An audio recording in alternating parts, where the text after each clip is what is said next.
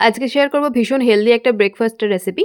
তো তাহলে চলো শুরু করি। এটা বানানোর জন্য প্রধান উপকরণ হচ্ছে ডালিয়া। প্রথমেই শুকনো কড়াতে ডালিয়া 5 থেকে 7 মিনিটের জন্য নাড়াচাড়া করে তারপর তুলে নিয়ে ভালোভাবে জল দিয়ে ধুয়ে নিয়ে এটাকে জল ঝরতে দেবো।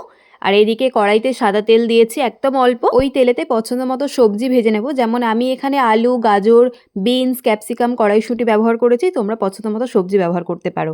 তারপর সবজিগুলো হালকা একটু ভাজা হয়ে গেলে দিয়ে দেবো ডালিয়া, অল্প একটু হলুদ গুঁড়ো দিয়ে ভালোভাবে নাড়াচাড়া করে যতটা ডালিয়া ঠিক তার ডবল পরিমাণ জল দিয়ে তাতে স্বাদ অনুযায়ী নুন দিয়ে প্রথমে মিনিট 5-7 মতো লো ফ্লেমে চাপা দিয়ে এটাকে সেদ্ধ হতে দেবো।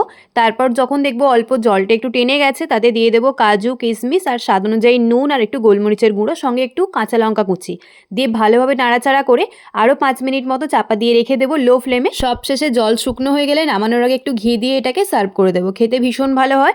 ডায়েটে যারা আছো তারা আলুটা বাদ দিয়ে বানিয়ে খেতে পারো। আজকের মতো এতটাই, আবার দেখা হবে, টাটা।